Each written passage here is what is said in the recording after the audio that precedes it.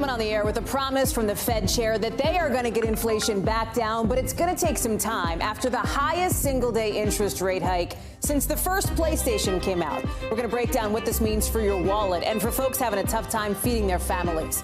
Plus, we're live on the ground in Montana after intense flooding basically shut down the country's first national park. What we're hearing now from the search and rescue efforts in Yellowstone. And the January 6th committee showing new video of a Georgia Republican leading people on a tour of the Capitol one day before the insurrection. How Congressman Barry Loudermilk's responding now. Plus, with the number of abortions increasing in the U.S. for the first time in 30 years, we'll hear from someone in Texas who used a pill because of the state's restrictive laws. Why that could be a new normal in tonight's original. And that new scrutiny on Tesla tonight after a federal report shows way more crashes with cars using that autopilot system than we knew before. The questions that's now raising. And why Ryan Gosling in the new Barbie movie broke the internet today. That's in the 5 things later on in the show. Hey, I'm Hallie, and we're starting with those interest rate hikes from the Fed we've been warning you about because now they are here. The highest single-day bump since the days when Michael Jordan was playing baseball and Friends first showed up on TV. Oh, yes, the good old days of 1994. In just the last couple hours, Fed Chair Jerome Powell is insisting that even though he's lowering expectations for the economy's growth, the Fed's not seeing a bigger, broader, badder slowdown. It's all about getting a handle on inflation. Watch. The labor market is extremely tight, and inflation is much too high.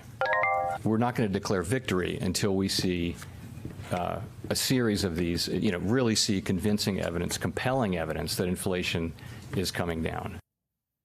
So there's the hike, 3/4 of a point.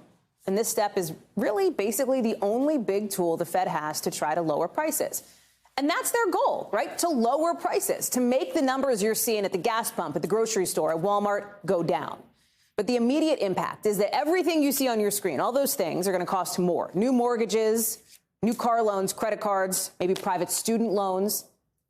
And these are costs that are already high. Take a $400,000 home. OK, after the first 2 Fed rate hikes, a new mortgage went up by nearly $600 a month.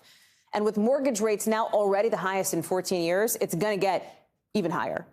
Or look at a credit card. If you've got $10,000 in credit card debt, you could have to pay $75 or more just in the interest. We're covering this from every angle today. Stephanie Ruhle is in for us with the big breakdown. Jake Ward has more on the real world impact, what it means to all of us. And Carol Lee is posted up live at the White House. Let me start with Steph. And Steph, do what you do so well, which is translate economic ease into plain English for us, right? How does the Fed raising interest rates lower the cost of everything else? Okay. The Fed raises rates. That means it gets more expensive to borrow, more expensive for you. You just said it, to get a car loan, to get a mortgage, more expensive for businesses to borrow. Remember, they dropped rates down to 0 at the height of COVID because they wanted to get the economy moving again. Now the economy has gotten so hot, they're trying to slow it down. The issue is, if they slow it down too much, if they raise rates too much, then that stings the economy and it could tip us into recession. So when we talk about what's Biden doing, what's the administration doing? The administration, let's be honest, cannot do that much. The best chance we have is the Fed taking action, which they are here. 75 basis points is a big move, but it doesn't mean it's going to work. And in the short term, it's going to be painful to see rates move up this much. You heard Jay Powell, Steph, dismiss the idea of an economy that's already in a slowdown, even though we got some numbers today that show Americans are changing their spending habits. We are all spending our money a little bit differently. Retail sales are down by a little percentage point, 0.3 percentage points from last month, even though it's up overall. Does this say to you that people are worried about prices, Steph? Okay, people are definitely worried about prices. They're talking about prices, but I see you, I hear you on retail sales, but we haven't really changed our behavior in a big way just yet. Look at this summer. We're expecting a record-breaking travel summer. Airline tickets, people planning to be on the road, booking hotels, because there's all this pent-up demand from people who weren't able to go out because of COVID. So here's the thing. There's not a right or a wrong. This is the United States of America with a really big, really complicated economy. Before COVID, we had the haves and the have-nots, and now it's only gotten worse. So it's not like, what's the economy doing? It's big and it's complicated.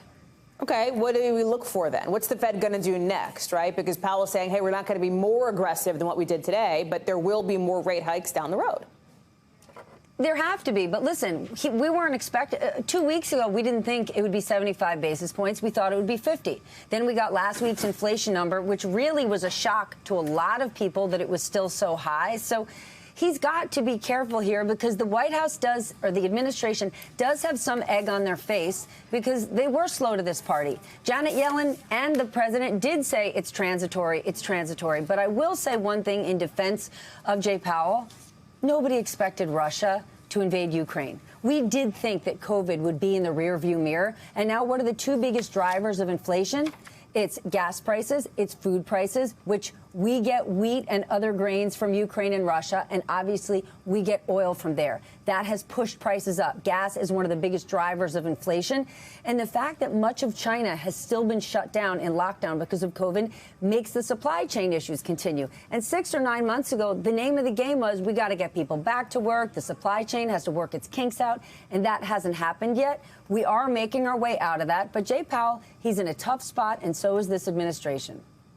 Stephanie Roll, it's good to see you. It's good to see you with that breakdown. Always. Appreciate it. I want to bring in Jake Ward now from Oakland. Okay, so Jake, Steph just laid out kind of the big picture, economic nuts and bolts, if you will. But the economy isn't just numbers, right? The economy isn't about the numbers. It's about the people who live in that economy. People like the families that you're talking to today at a food bank where you are, struggling when it's like, do you put gas in your car or food on your table? That's absolutely right, Hallie. Today was a real eye-opener for me, spending time at this food bank, which literally just finished its last loading in of the trunk of a car.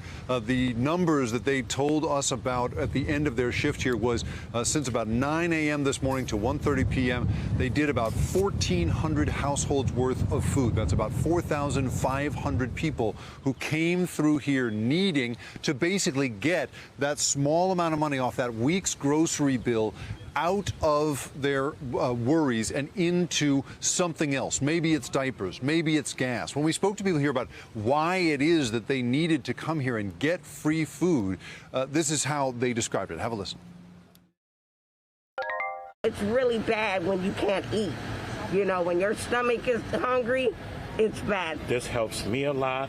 I have a daughter that she's having a baby.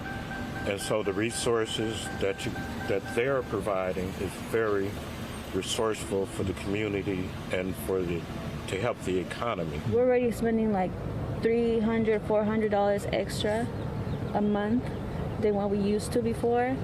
And then like you look at the news and statistics saying that it's gonna keep getting worse, and it's overwhelming. Like how much worse is it gonna get? Jess Lee Arias, the woman you heard at the end there, the mother of two, you know, that feeling that she describes, that overwhelmed feeling. It turns out, I mean, science has shown us that essentially people who are living without food security, and in this county, Alameda County, that's 1 in 4 people, are essentially living with this extra cognitive burden. So not only does a shelter like this, a food bank like this, help take off the pressure of having to spend the money on that and take away the worry that you're not going to make your calories for that week or not be able to make your rent because you had to spend money on calories. It's also easing the cognitive burden of all of this, which you can just see it in everyone's faces here. So everything you and Steph were describing a moment ago, all of that very, very real on the ground here in Oakland. What else, Jake, has surprised you about your reporting as you've been out on the ground on this? Well, what's been extraordinary is to look at this, which one would look at as something of perhaps a federal or a state or a regional service. It's not. Even though this is called Alameda County Community Food Bank, it's not run by Alameda County. It's a donation and volunteer-based service. And not only that, you know, I mentioned that about 4,500 people got their food here today. Well, this isn't a monthly thing. This isn't even a weekly thing. They do this 3 times a week. And this is one of 400 agencies across this county that does this. We're talking hundreds of thousands of people who need ongoing assistance with food in order to not have to spend that money that they otherwise need to spend on diapers or gas or rent. And this place is absolutely having to just spend way more money than ever. They said that back before the pandemic, $250,000 a month is what it cost them to put food into people's mouths. Now it's $1.5 million a month. And here's the big thing that they're worried about. They're worried, Hallie, that next month when the federal public health decree, which enabled all sorts sorts of things, SNAP benefits and all sorts of things to come to people.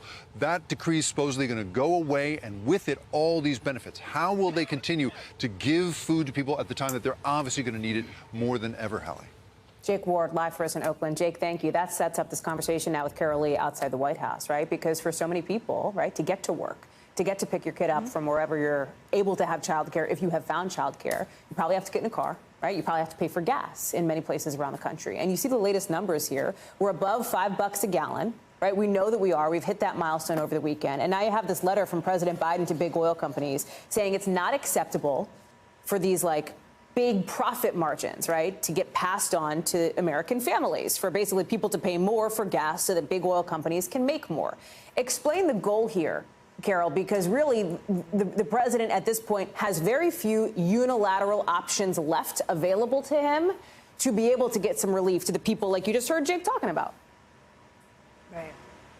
That's absolutely right. And look, the goal of this letter seems to really be to shame these companies. That's the bottom line. What we heard from the White House press secretary just moments ago, for instance, Hallie, was that these companies have a patriotic duty not to take advantage of the American people during the time of war. So that's the position that they're taking on this. What the letter asks is that these companies cooperate with the administration to try to figure out how to lower the price of gas. They call them out on their profits, the president does in this letter, saying that their profit margin is unacceptable, pointing out that in March, gas was $4.25 a gallon, and that was the last time that oil was at $120 a barrel, which it is now. And so they're basically arguing, how is that 75 cents increase in the average price of gas happening if they're not just out for profit? So they're trying to get these companies to come and sit at the table and come up with solutions to this problem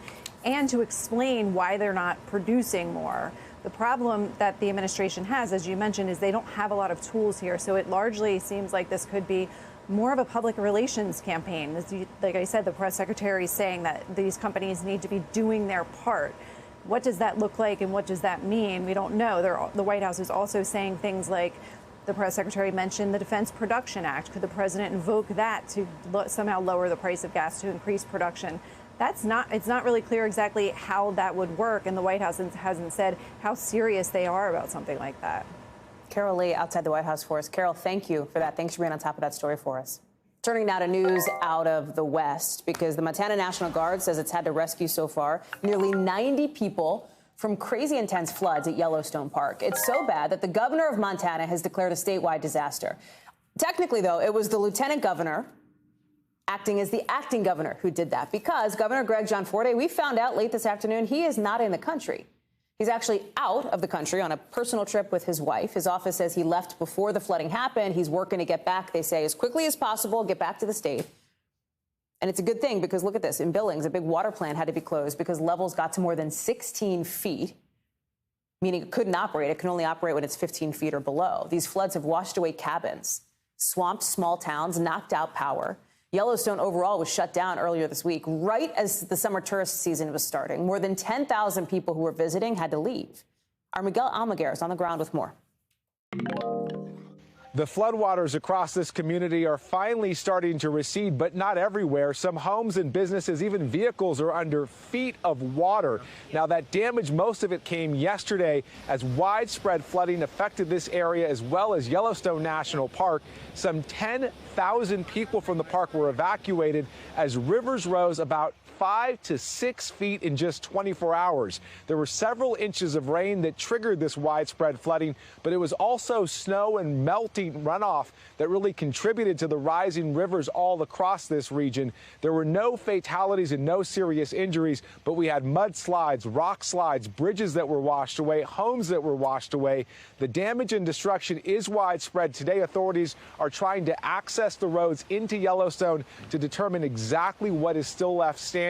The park remains closed to visitors, at least for today. And June's a very busy month for Yellowstone. About 780,000 people visit the park this month alone on average. So that's going to be a major delay for folks who are trying to work their way up here. Again, the good news here, no major fatalities, but a massive cleanup is underway. Back to you. Miguel Almaguer in Montana for us there. The shooter who allegedly killed 10 black people at a Buffalo supermarket in New York is now facing federal hate crimes charges. And those charges are giving us some new insight, some disturbing new insight about what happened in the shooting. Investigators say this motive was to, quote, prevent black people from replacing white people and eliminating the white race. That's what they say. That this guy wanted to inspire others to commit similar attacks. They also say that when the gunman got to the grocery store and had started shooting, he aimed his rifle at a white man, a white male employee who'd been shot, and said sorry to him before looking for more black people to kill. The government says the suspect also apologized to his family for the attack in a note found by the FBI, but said it's something he had to do because he cares, quote, for the future of the white race. It comes as Attorney General Merrick Garland was in Buffalo today. You see him here. This is him laying down flowers at a memorial near where the shooting happened. He also met with the families of the people who were killed that day. Well, they were just going to the grocery store. Well, they were just going shopping. Pete Williams is with us now. Pete, can you talk a little bit about the significance of these hate crime charges here? They do carry the possibility of the death penalty, but of course that's basically on pause right now, right? Right. I think the difference is, of course, he's already facing state charges, but New York is not a death penalty state. So the federal charges do carry the maximum penalty of death, and even though it's not a death penalty state in New York, if he were convicted in the federal system, he could face the death penalty. The question now is which will go first. Will he go on trial first in state court or federal court? I'm told that no decision has been made on that. Generally speaking, the Justice Department does hang back and let the state take the first step here, and then can come in if there's some problem with the state prosecution. Or the government can go on its own. The government actually went first in the Charleston church shooting in 2015, but no decision has been made as I understand it here. What else should we know, Pete, about the charge today and about what we heard from Merrick Garland? Well, I think it's certainly a sign of how much the Justice Department wants to concentrate on hate crimes. They've really upped the game on prosecuting hate crimes and investigating them. They've set up a new infrastructure inside the Justice Department for handling hate crime cases. They've energized all the U.S. attorneys and FBI offices to be more aggressive about looking for potential hate crimes and bringing those charges when it makes sense, when the facts and the law fit the case. So I think this is a symbolic gesture by the Attorney General. I mean, he cares very much about this, and he wanted to demonstrate the Justice Department's commitment here, and also to show that, you know, that there'll be very serious consequences if anyone is contemplating this kind of racist attack. Pete Williams, live for us on that. Pete, thank you. Tonight, staying in Washington, new video released from the January 6th committee shows a Georgia congressman leading a tour through House office buildings on January 5th. Let's show you some of that surveillance footage that the committee released. It shows Congressman Loudermilk, Barry Loudermilk, Republican from Georgia, along with some people in the group, one who appears to be wearing perhaps that signature red hat that former President Trump's supporters often wear, taking pictures of things like hallways, staircases, etc. Now, Loudermilk has denied any wrongdoing. Capitol Police has said in a letter this tour was not suspicious. Remember, it happened on January 5th. One of the people on that tour was then recorded on a video outside the Capitol on January 6th, making verbal threats against top Democrats. It comes as the January 6th Select Committee tomorrow will try to make the case that former President Trump laid the pressure on his then Vice President Mike Pence to try to get him to overthrow the legitimate results of the 2020 election on January 6th. I want to bring in now Hallie Raffa. So, Hallie, we heard our team, I know your colleagues there on the Capitol Hill, caught up with Congressman Loudermilk today, basically saying he didn't do anything wrong. The people he was with didn't do anything wrong, and that he is not going to talk with the January 6th Select Committee, right? That's right, Hallie. He's saying that he really didn't know this man that the committee is saying that they have video of outside the Capitol on January 6th threatening those Democratic lawmakers. These are areas, these pictures that the committee has released, these are areas this person was taking photos in that are really obscure areas, as you mentioned, security checkpoints, hallways, stairways, places that don't really have any historic significance for tourists to take photos. But this is the reasoning Congressman Loudermilk is giving for why those people were taking pictures in these areas. Listen here. Why do you think pictures were being taken of the stairwell, around security? If you go to that stairwell, there's a golden eagle sconce that's on the wall. That's what he was taking a picture of. I mean, these are folks who had never been to Washington, D.C. And they were here to visit their congressman. And so why not just speak to the committee and just... Because the committee's never called me and asked me anything. Loudermilk saying he has not directly heard from the committee, those two letters that they've sent to him. But he's saying that if the committee were to directly reach out, he really wouldn't give an answer as to whether he would talk with them. But this really begs some questions here. Why even was he giving a tour of, not the Capitol, but he says he was giving a tour of the House buildings that day when the tours actually of the Capitol were all shut down because of COVID? That wasn't even going on during that time. And really, if he's denying any wrongdoing, why doesn't he just sit down with the committee in general and have this discussion? So these are several things we're continuing to reach out to Loudermilk and continue to ask him, Hallie. The committee wants that conversation. We know they're going to have a conversation tomorrow with two other witnesses, right, at tomorrow's hearing, which, by the way, we'll have special coverage of right here on NBC News Now, as the committee talks about this pressure campaign on then VP Mike Pence. Greg Jacob will testify, former aide to the former vice president, along with Judge J. Michael Ludig, who is somebody who is a former federal judge, advising the Pence circle, the Pence orbit, as the days leading up to January 6th approach. Talk about this, because Greg Jacob in particular, this is a name that is probably not familiar to most of the people who are watching, if you're not a big politics nerd like me and you, right? Because he was playing more of a behind-the-scenes role. He has not come out and written a book, let's say, or talked publicly about his experience at the Capitol with Mike Pence on January 6th. So I think there's some real interest in what he's going to tell the committee. Yeah, the committee actually held a background call for reporters actually just ending minutes ago, talking about really what we expect to hear tomorrow. They said that this hearing is going to be divided into several parts, and it's really going to go into really how this idea was born, that former Vice President Mike Pence could really unilaterally overturn those election results as he was overseeing the certification of the results in Congress, in the Senate that day. And they're going to go through, as you mentioned, Greg Jacobs, who was there with Mike Pence, with the former second lady, as they were ushered from the Senate chamber to a safe space really minutes before the mob ended up in the same area.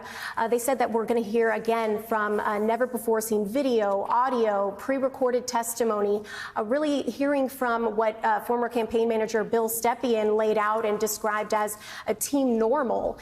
These people who really held by their constitutional oath and really told the former vice president that this wasn't constitutional, this wasn't possible. And then we're going to hear from Congresswoman Liz Cheney really tease this video that she posted on Twitter last night of a pre-recorded testimony from a former White House counsel who said that the day after January 6th, he had a call with John Eastman. John Eastman, a familiar name that is widely believed to be sort of the mastermind behind this idea that former Vice President Mike Pence could unilaterally overturn the election results, telling him, giving him the advice to get a criminal defense lawyer because he said, quote, he would definitely need it. So that's just a little teaser of what we expect to hear tomorrow, really connecting the dots between what we saw at the Capitol on January 6th and this culmination, this snowball effect of when this idea was born, Hallie.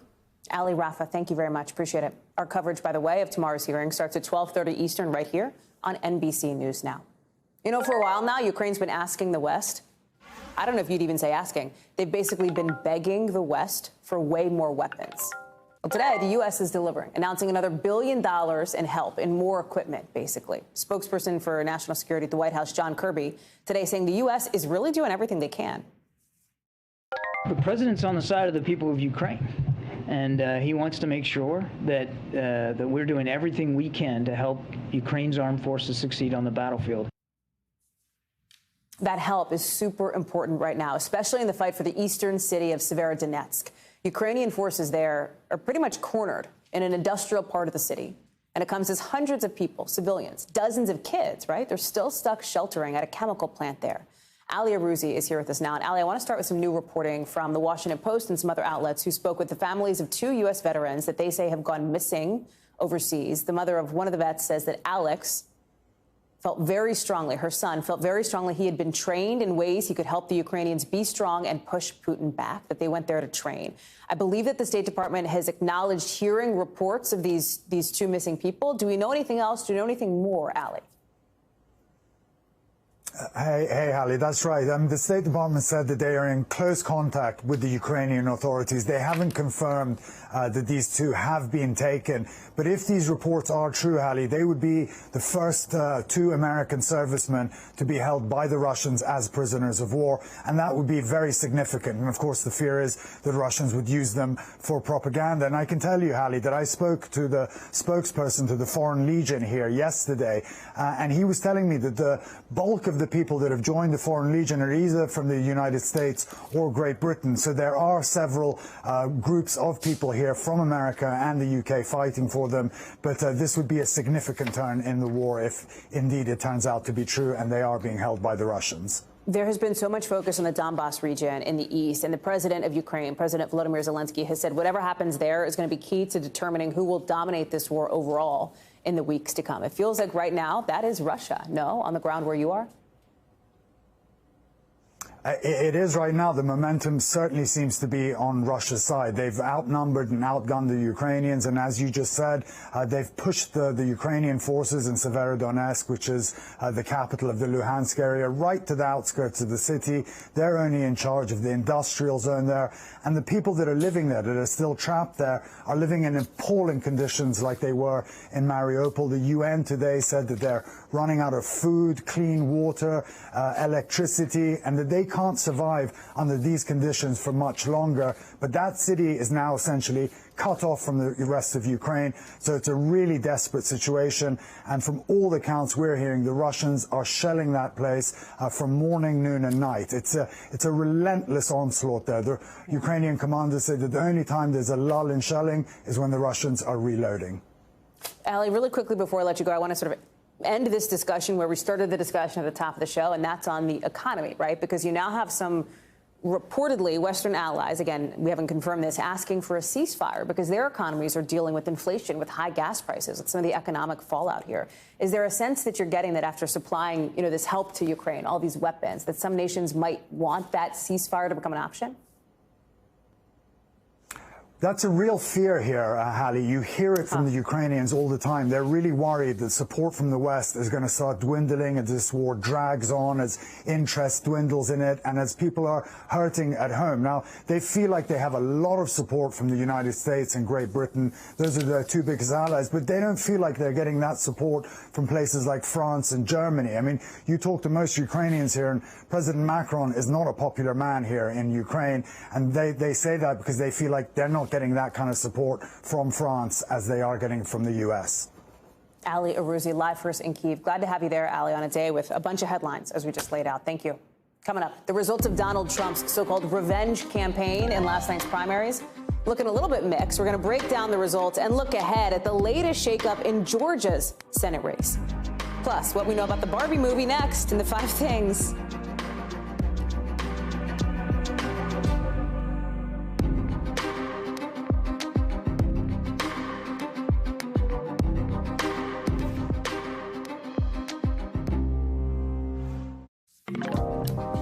Let's get you over to the 5 things our team thinks you should know about tonight. Number 1, officials in Southern California say 2 police officers were shot and killed after responding to a report of a possible stabbing at a motel last night. The suspect was also killed.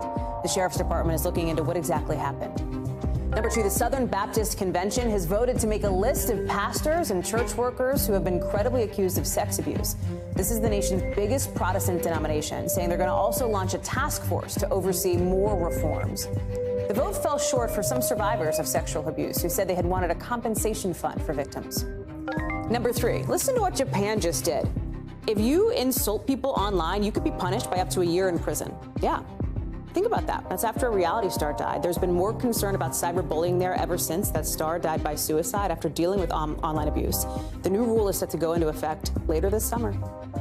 Number 4, Microsoft saying goodbye to a longtime friend, foe. How do you describe Internet Explorer? 27-year-old browser, right? Older than probably some of you watching this show.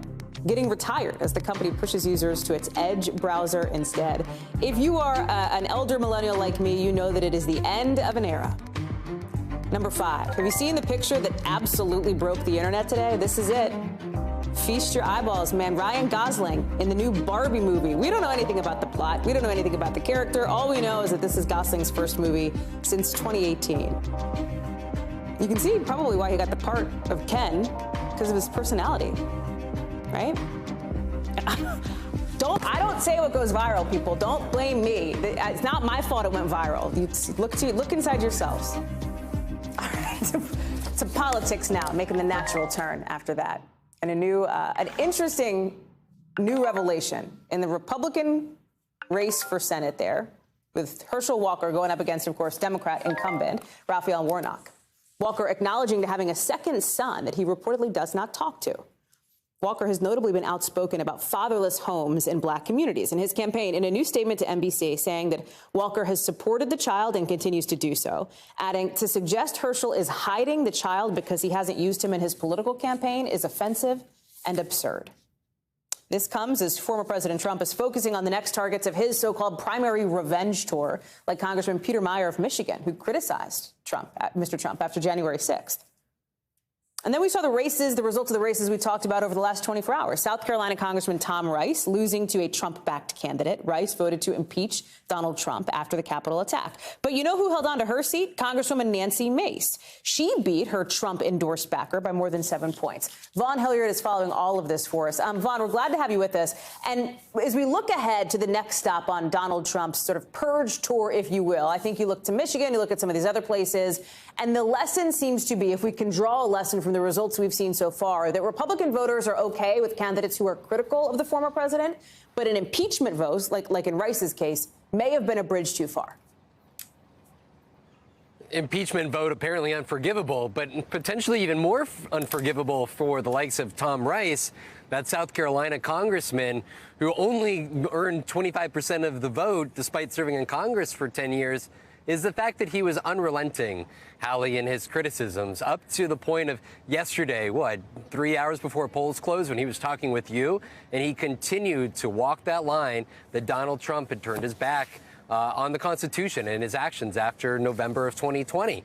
And compare that, though, to Nancy Mace. She was also on Trump's purge list here, but over the last year, ever since she initially really spoke out against Donald Trump following the insurrection, she really took her criticisms back. And really, when she talked about Donald Trump, it was more so in praising the policies of his administration and steered away from outward criticism. And that's why I think she's an interesting character, and potentially other Republicans may try to follow suit after her. And that is why I wanted to ask her some questions, especially what would her message be to Donald Trump now that, despite his wishes, she's won a shot at winning re-election again.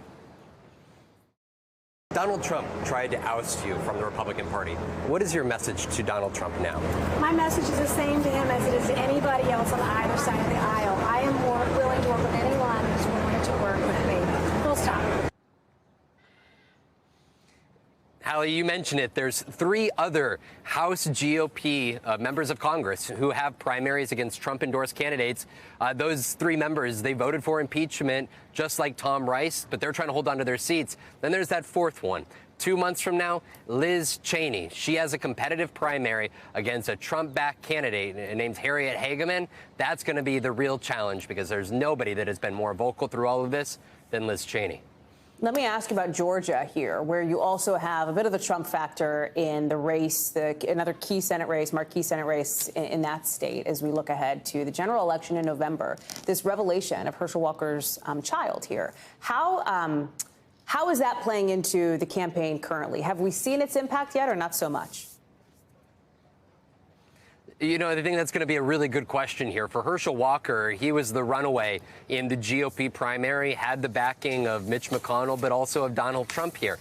But the issue is we have seen the Republican Party try to shape its message ahead of this November around the idea of family and faith and education in the way that the Republican Party looks after the next generation. That's sort of their mantra, everything from the idea of critical race theory to what is being taught in schools to ultimately what they deem to be family values. And so Herschel Walker, not only does he have a questionable past in terms of the education he claims to have achieved, but also past work experiences, past connections to law enforcement. A lot of his record is under question. And now the second child that apparently he has had, but he has not had a closer relationship with, that really undercuts so much of what Republicans have been trying to message. And again, remember Raphael Warnock, that Democrat who he'll be facing, the current senator, he won in 2020 by just a margin of 51% to 49%. Right. So this is expected to be a very close race. And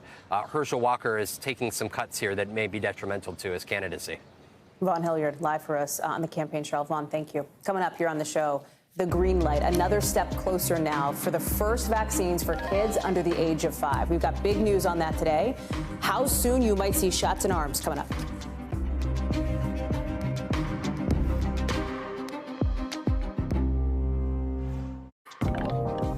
Dr. Anthony Fauci, the chief medical advisor to President Biden, has tested positive for COVID. We found out just in the last couple hours. His office says he had some mild symptoms. Fauci, you'll remember, became the de facto face of the pandemic response early on. He is the head of the National Institute of Allergy and Infectious Diseases. He's 81. He's fully vaxxed. He's had 2 booster shots. His office says he's not recently been in close contact with President Biden or other senior government officials. Still a notable moment here in this pandemic. Also notable, what's happening this afternoon with an FDA committee voting just today to recommend authorizing both Moderna and Pfizer's COVID vaccine for the littlest kids, children under the age of 5. The hope that those shots protect against the worst outcomes of COVID, kids getting really, really sick or even dying. Pfizer's vaccine is a 3-dose vaccine for kids ages 6 months to 4 years. Moderna wants the authorization for a 2-dose vaccine for kids ages 6 months to 5 years. The FDA, it seems like the CDC will move on this, authorize the shots fast. The CDC still has to basically sign off after the FDA sign off, et cetera, et cetera, et cetera. Let me bring in Dr. Natalie Azar here, who's got more on this. Okay, bottom line, Moderna 2 shots, Pfizer 3 shots. This is a moment that some parents have been waiting for a long time. Explain the significance here and your takeaways from the committee's discussion today, because there's still a couple of check marks that have to happen, but this was really the last big hurdle, no? Absolutely the last big hurdle. I think the highlights from today's meeting were, Hallie, that the calculus is really not, is this vaccine 100% effective? Can we guarantee that there won't be any potential, side effects that could emerge a couple of months down the line? No, what they were saying is, given the balance of the evidence, do the benefits outweigh the risk? And should parents have the choice now that if they wish to vaccinate their kids, that they can do so with a vaccine that, at least based on the evidence so far, appears to be safe, well tolerated, and effective? We've talked a lot on the show, though, about vaccine hesitancy for some of these parents with kids in this age group. That I think the number is 1 in 5 of them say that they would go out immediately to get the shot. 4 in 10 would want to wait and see how things go in the initial short term. What are you recommending to parents or to your patients, right, who are coming and talking to you and saying, hey, the risk is, I feel like the risk is fairly small to my kid. Should I get this vaccine or not? And I do understand that. And Hallie, I have spent, really the last 2 years talking about this concept of what we do for ourselves versus what we do with our kids. Sometimes, there's a different sort of litmus test for parents in order to vaccinate their children. And I do understand that. In this age group, we've lost about 442 children in this age group to this disease, and not all of whom were immunocompromised or were more vulnerable to severe infection. And those numbers, I think, are really quite striking. We don't see those kinds of numbers with flu. In a really bad flu season, Hallie, we don't see those kinds of numbers. So, and of course, we don't have to mention the other potential complications of COVID-19. Even if you do survive, the children can be left with, serious health issues. And by the way, one of the speakers today actually mentioned, it's very stressful when your child gets sick, especially a young child who is then at greater risk for getting RSV or other respiratory infections. And having your child admitted to the hospital and in the ICU is traumatic, both for the family and for the child, of course. That CDC report recently found that about 3 of every 4 kids ages 11 and under have had evidence of having COVID, right? If you suspect your child or if you know your child has had COVID, Should you still vaccinate them? The answer is unequivocally yes, and it doesn't mean that there isn't some immunity and protection that is conferred from prior infection, but there is this concept, Hallie, of hybrid immunity. That is, infection followed by vaccination just gives you an exponentially broader repertoire of immune memory, so that not only are you protected, obviously, against reinfection, because we know, especially with the Omicron subvariants, being infected with BA1 or BA2 doesn't necessarily protect you from BA4 or 5, which are now on the rise, but also preventing serious disease and hospitalization and death down the line. That vaccine-induced immunity really, really holds up. Dr. Natalie Azar, thank you for that breakdown. Appreciate it on what I know is a significant night for a lot of parents. Coming up here on the show, how the future of abortion access might be online. That's our original tonight.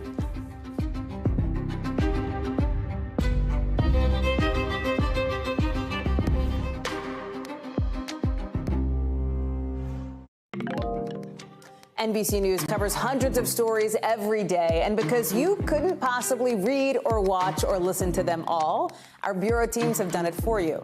This is what they tell us is going down in their regions in a segment we call The Local.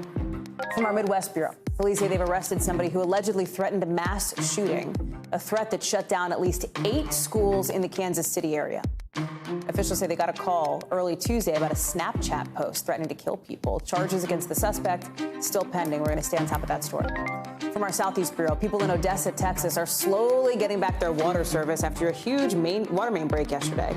When that happened, about 165,000 people in the area lost water at their houses, meaning, you know, they're drinking, they're cooking, their bathrooms were all affected. Temperatures have been in the 90s, so not ideal. From our Northeast Bureau, the U.S. Open starts in New York in August. We're looking ahead of that. And unlike some other tennis tournaments, the news now, it's going to let players from Russia and Belarus compete this year. The group that runs the Open told the AP the decision came about because of a concern about holding individual players responsible for their government's actions. They're going to play under a neutral flag. Tonight's original now, with in-depth reporting on a topic we've been keeping an eye on. And what we know will happen sometime in the next couple of weeks, the Supreme Court set to release its ruling on a case that may overturn Roe versus Wade, that landmark abortion rights access Supreme Court ruling. We should get word from the justices by the end of the month. And until then, we're looking at new data released today showing abortions in the U.S. went up in 2020, reversing a more than 30-year decline, according to the Guttmacher Institute, an abortion rights advocacy group. Even though there was a spike in demand for abortions, the pandemic has made it more difficult for patients to see doctors face-to-face. So the FDA relaxed some rules about telemedicine and abortion pills sent by mail. Now, with a post-Roe world potentially in sight, online clinics say they're seeing a spike in abortion pill requests, which are ordered privately and on a smartphone. NBC's Isa Gutierrez talked with somebody who had this experience. Here's that story. This is misoprostol. I took 12 of these pills total over the course of 9 hours. Emma, who asked us to not show her face in fear she'd get in legal trouble for sharing her story, lives in South Texas. I was very surprised because I was taking precautions. The 29-year-old was on birth control when she found out she was pregnant last February. I immediately started searching for options to access an abortion in the state of Texas. But just a few months earlier, in September of last year, Texas's 6-week abortion ban went into effect. I contacted my local Planned Parenthood clinic. They let me know that based on my last menstruation cycle, I was already past the 6-week mark.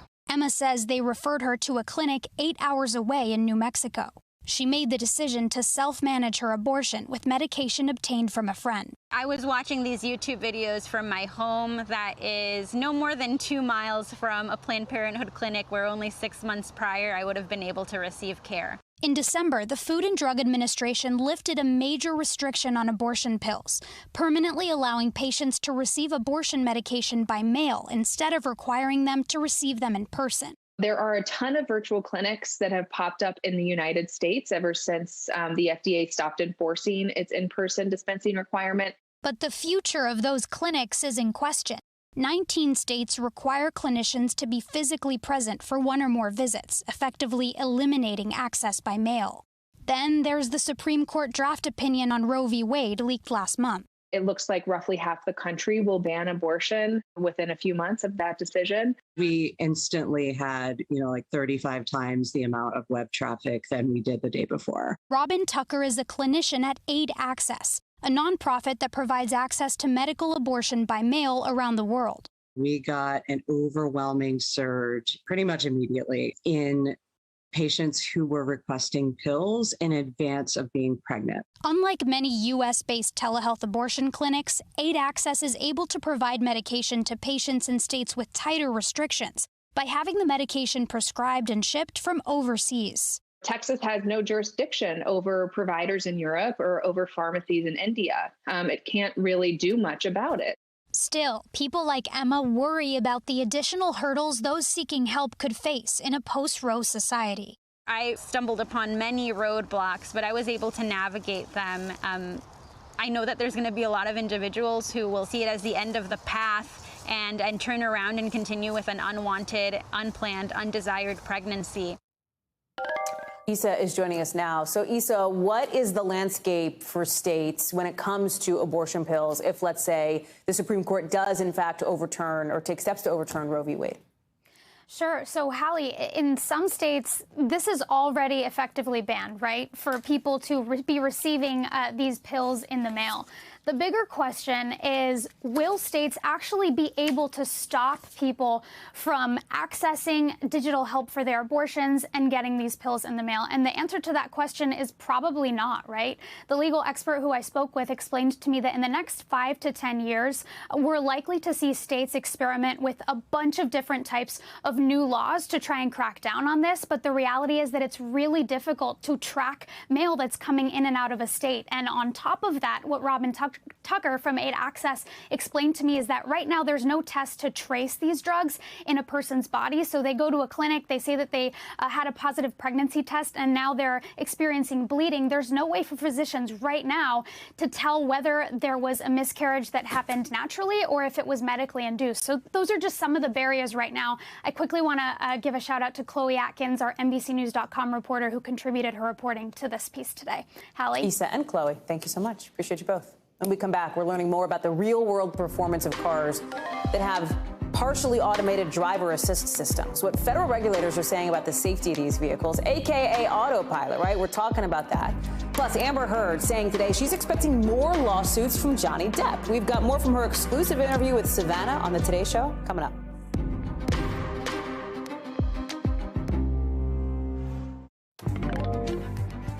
We're hearing more tonight from Amber Heard in her exclusive interview with Savannah Guthrie on the Today Show, with Heard saying she's worried she could face even more lawsuits from ex-husband Johnny Depp if she keeps talking about their relationship.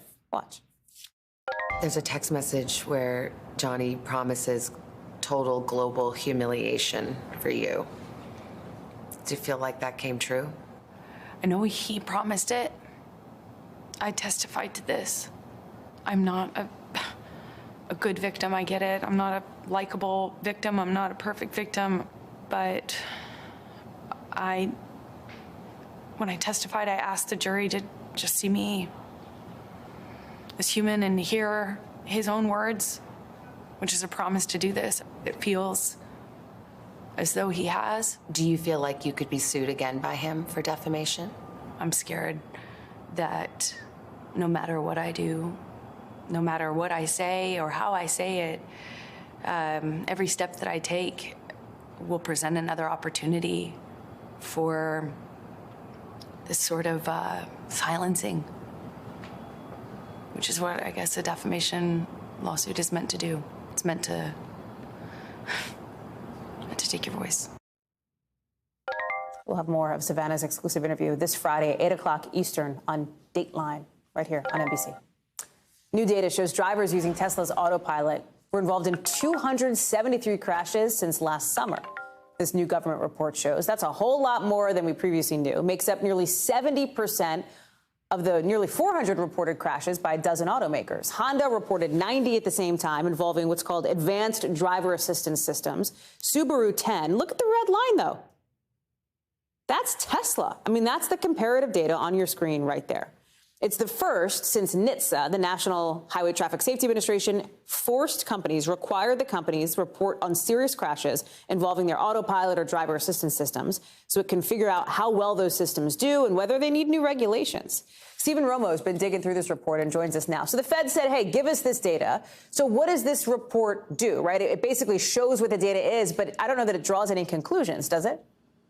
Yeah, that's one of the most striking things about this data. And the reports sort of go out of their way to say you cannot draw many conclusions from it at all. There's a lot of more context that's needed from the data and from the automakers themselves. There's not information in the report, for example, of how many of each automaker's vehicles are on the road. There are believed to be many more Teslas out on the road, which of course would make sense that they're accounting for more accidents in this. So right now, the NHTSA is saying that these reports are preliminary to help automakers and to help regulators know where the problems are so they can look at solutions. It is stark, though, when you see these graphs. It's important to know, though, that there is more information, more context needed before we do draw conclusions. Hallie? Yeah, I think that's totally fair. Have we heard anything from Tesla about this? You know, they've been the subject of some scrutiny, I think is fair to say, by the federal government.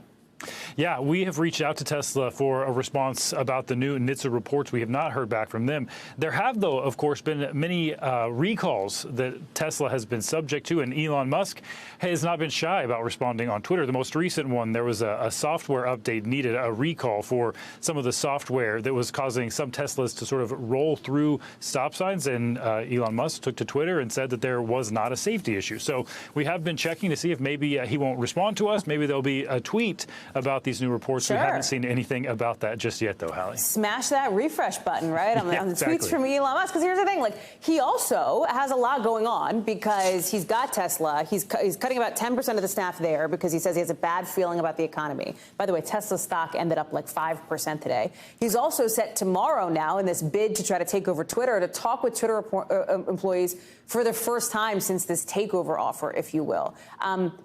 This is somebody who is, you know, richest guy in the world, a lot on his plate, and a lot of scrutiny, too, on a lot of different fronts, Steve. Yeah, and there's going to be a lot of scrutiny on what he has to say tomorrow to Twitter employees. It's an all-hands meeting, and Twitter spokesperson has confirmed that Elon Musk will be there. He is expected to speak to employees. What will he say, though? That is the subject of a lot of debate and a lot of speculations. Twitter employees want to hear from him if he is going to buy Twitter. There's been that will he, won't he aspect of it, but he's going to be there and talking to them to see what he has to say. We know he doesn't like people working from home in a lot of instances, so all ears are open. A lot Twitter employees, by the way, they have not been too shy at saying that they're apprehensive about what's to come for their company. Listen, somebody takes over where I work, I want to talk to that person too. You know, Stephen Romo, we're going to be all over that story. Appreciate it. Thank you. And thanks to all of you for watching this hour. You know we're going to have a lot more for you here tomorrow, same time, same place, after, of course, our special coverage of the January 6th hearings, however you're watching NBC News Now right now. Thanks again for being with us. See you tomorrow.